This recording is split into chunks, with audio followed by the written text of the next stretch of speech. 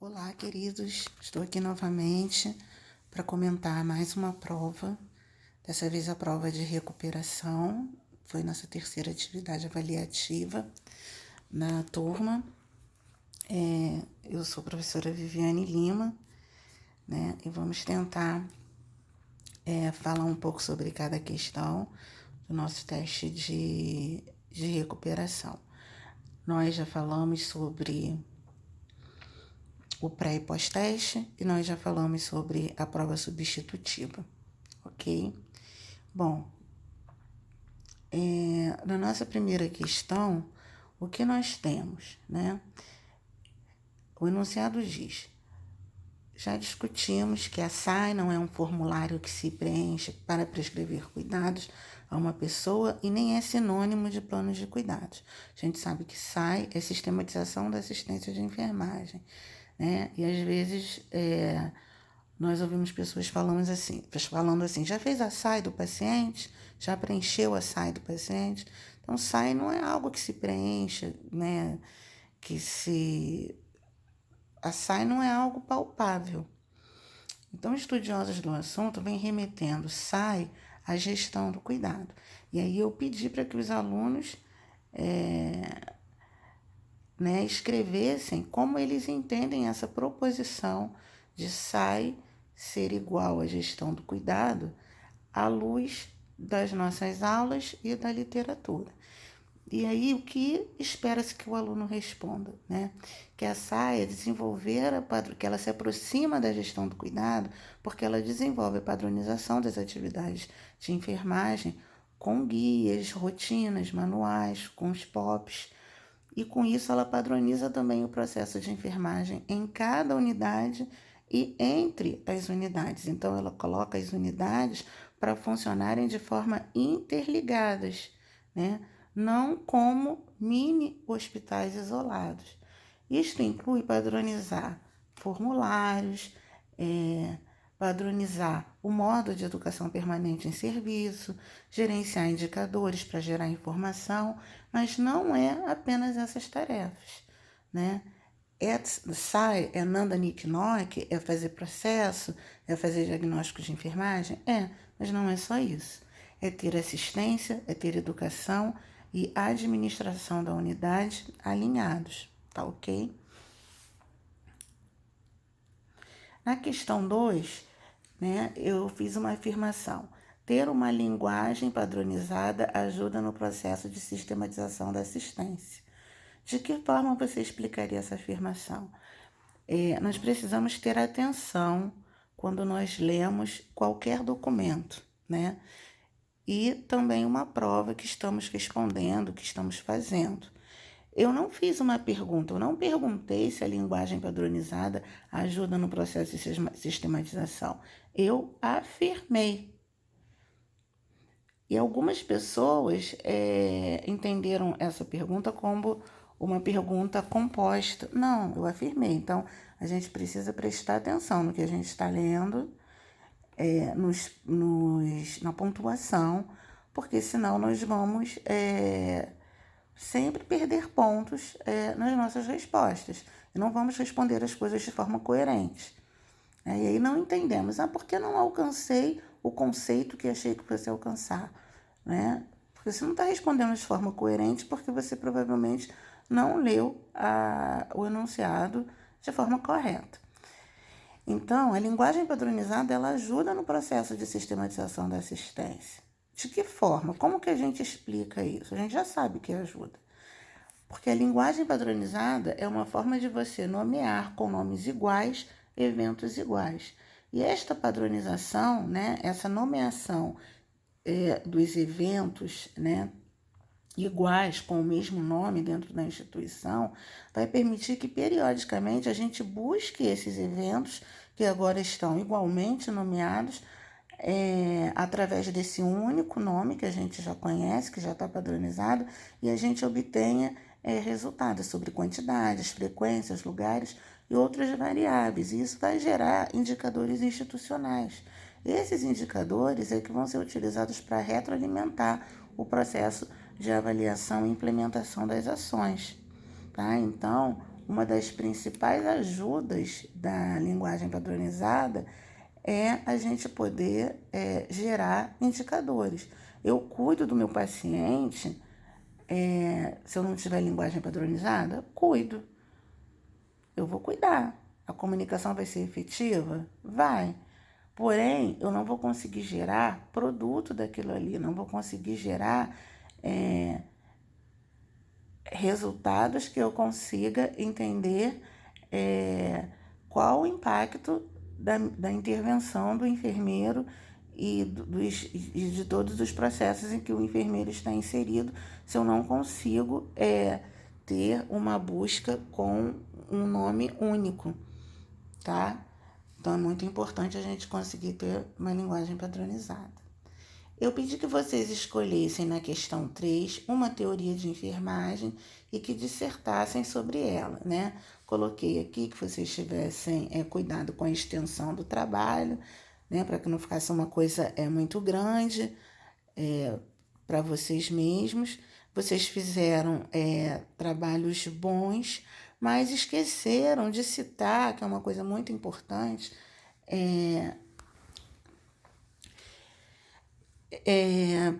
componentes que são importantes nas teorias. Então, por exemplo, o que aquela teórica entende como cuidado? O que aquela teórica entende como família, como comunidade e como indivíduo? O que aquela teórica, qual filósofo embasou os estudos, fundamentou os estudos daquela teórica? Então, toda teoria tem determinados elementos que são básicos da teoria e que é muito importante a gente entender e quando a gente for falar dessa teoria, trazer esses assuntos à tona. Eu não preciso colocar isso no enunciado da questão. Eu quero que vocês tragam os tópicos. Vocês são enfermeiros. Não é a primeira vez que vocês ouvem falar sobre sistematização da assistência de enfermagem, processos de enfermagem e teorias de enfermagem. Então, esses termos, esses conceitos, eles não são novos para vocês. Vocês estão agora numa outra fase, que é de especialização, apenas reforçando o aprendizado sobre esses conteúdos. Então, a gente precisa entender que esses termos, eles são a base da teoria, né? E que além de colocar aquele parágrafo que vocês trouxeram, vocês precisavam ter trazido também esses termos, tá certo? Bom, eu coloquei aqui uma situação, né, no 4, um caso que aconteceu no hospital e para vocês darem o parecer de vocês. Da Joana, que tem 52 anos, que está no ambulatório do hospital, ela foi para uma consulta e aí ela tinha se alimentado já há um tempo e quando ela sai da consulta, ela vai remarcar a próxima consulta, mas nessa remarcação ela comenta que se sente estranha, com desconforto no estômago. Então, quais são as queixas da paciente, os sintomas da paciente? Ela se sente estranha e ela tem desconforto no estômago. Essa paciente é uma paciente mulher, ela é mulher de 52 anos, hipertensa e diabética, né? Então aí a gente já tem dados para raciocinar algumas coisas quando essa mulher chega numa instituição, né, e comenta com qualquer funcionário que não se sente bem.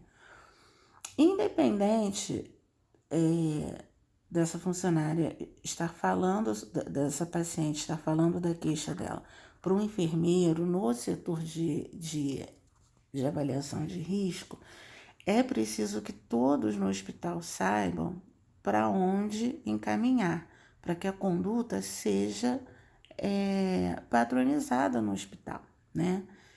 Então, nesse caso, ela foi na marcação de consulta. O que a marcação, o serviço de marcação fez? Encaminhou para avaliação de risco. Bom, tem uma paciente aqui com uma queixa, provavelmente quem atendeu foi um administrativo e aí encaminhou para avaliação de risco, né? E aí vamos pensar o seguinte,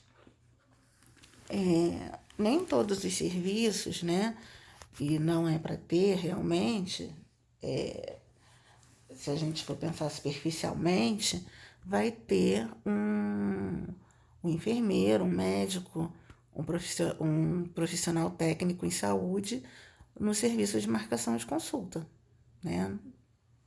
Não é comum ter isso. Então ela chega lá, fala sobre isso e é encaminhada como qualquer outra paciente para o acolhimento. Chegando ao acolhimento, à avaliação de risco. Chegando lá, a porta está fechada, já se está atendendo uma outra pessoa, ela fica lá esperando. Então, o funcionário lá da marcação de consulta agiu certo, não pode deixar uma paciente saindo daqui passando mal, embora ela pareça estar bem, né? Embora a ectoscopia, a paciente está bem, está falando, está andando, ela está falando, está com desconforto, vou pedir para que ela seja avaliada. Então, no item 4A é a terceira opção, todos acertaram muito bem, né? No 4B, eu pergunto a vocês se o fato dela ficar, né, quase 2 horas lá esperando incomoda. E vocês dizem que sim, pelo tempo de espera. E todos vocês trazem a preocupação com o grande tempo que ela ficou sem se alimentar. Aí ela ficou muito incomoda porque pela falta de comunicação, pela falta de fluxo, ela ficou ali esperando muito tempo, ficou sem se alimentar. Mas poucos entenderam, poucos perceberam que além dessa preocupação pelo grande tempo de espera, que é realmente importante, essa preocupação com o tempo de espera, que é realmente importante, porque conforme passa o tempo, né, os agravos eles vão piorando. Existe também a questão da paciente ter ido até lá e ter se deslocado pelo hospital para o banheiro, piorando o seu mal-estar. Ela que estava com um desconforto gástrico, ela já vomitou efetivamente, né? E foi sozinha. Então, assim, vocês pensaram apenas na questão da hipoglicemia, tá muito tempo sem comer, podia ter tido uma queda e tal, mas esse perfil de paciente, mulher, climatério ou que já teve a menopausa, né, diabética, essas mulheres elas infartam com pouquíssimos sintomas, né? Com sintomas bem atípicos. Às vezes sem dor, às vezes o que ela vai ter é um sintoma gástrico mesmo, um desconforto gástrico. Então a gente precisa pensar que o meu paciente chegou até mim, a partir do momento ele é meu, o que acontecer dentro do hospital é corresponsabilidade minha, sim, né? Se o paciente está andando, é porque a gente está andando por aí para todo lado, é porque a gente permitiu que ele andasse. Então, vocês perceberam que foi muito tempo de espera, perceberam que faltou uma comunicação entre a marcação de consulta que encaminhou e entre a avaliação de risco, mas não perceberam essa paciente andando com a capacidade de andar pelo hospital sem que ninguém visse e desacompanhada, né? Acho que apenas uma pessoa falou disso. E apenas uma pessoa atentou sobre essa questão do protocolo de dor torácica, né? Porque ali a gente tem uma dor torácica atípica, tá ok? E aí, nesse contexto, que perguntas e avaliações devem estar obrigatoriamente presentes? Pessoal, pode ser apenas uma pessoa que realmente comeu algo que não caiu bem e que está enjoada, né? Mas pode ser uma hipoglicemia, pode ser uma doença coronariana, podem ser várias coisas. E a gente só vai saber disso investigando. Diagnóstico médico é o médico que vai dar, mas a avaliação de risco está ali justamente para que o profissional que está ocupando aquela cadeira, aquele local, faça as perguntas certas, no momento certo, e solicite as avaliações corretamente. Então, muitas pessoas perguntaram assim, falaram, né, da questão